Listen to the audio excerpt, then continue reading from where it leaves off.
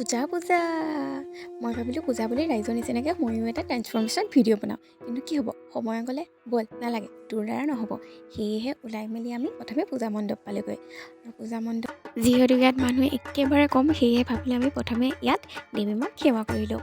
প্ৰথমে আমি দেৱী মাক ইয়াত সেৱা কৰিলোঁ, যিহেতু আৰু পূজা বুলি বহুত বস্তু কিনিব লগা আছে, বিশেষকৈ বেলুনো কিনিম, সেয়েহে ইয়াত জল্দি আমি সেৱাটো কৰি ওলাই আহিলোঁ। যিহেতু দিনতে আহি গ'লোঁ, সেইটো কাৰণে ইয়াত মানুহ নাই। আমি বেলেগ এখন পূজা মণ্ডপ পালোঁগৈ। আৰু ইয়াৰ পূজা মণ্ডপখন দেখিছেনে কিমান ধুনীয়া, শিলৰ মাজত গুহাৰ ভিতৰত আছে এটা পূজা মণ্ডপ। আৰু আমি লাহে লাহে ভিতৰলৈ সোমাই গ'লোঁ।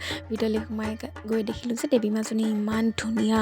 সেয়ে আমি প্ৰথমে দেৱী মাক সেৱা জনালোঁ। আৰু যিহেতু ঘৰলৈ যাবও লাগিব, সেয়েহে আমি কি কৰিলোঁ, ভাবিলোঁ ইয়াত বেছি দেৰি নকৰোঁ, আমি যাওঁ বেলেগ এখন পূজা মণ্ডপলৈ। দেখিছে গাইজ, তেতিয়াই লাগিল আমাৰ ভোক লগাৰ পিছত আমি প্ৰথমে ম'ম' দি পেট পূজা কৰিলোঁ। পেট পূজা কৰি বজাৰ কলকাতা গ'লোঁ। আৰু ইয়াতে হৈ গ'ল আমাৰ ৰাতি। ইফালে ঘৰতো খালোঁ গালি।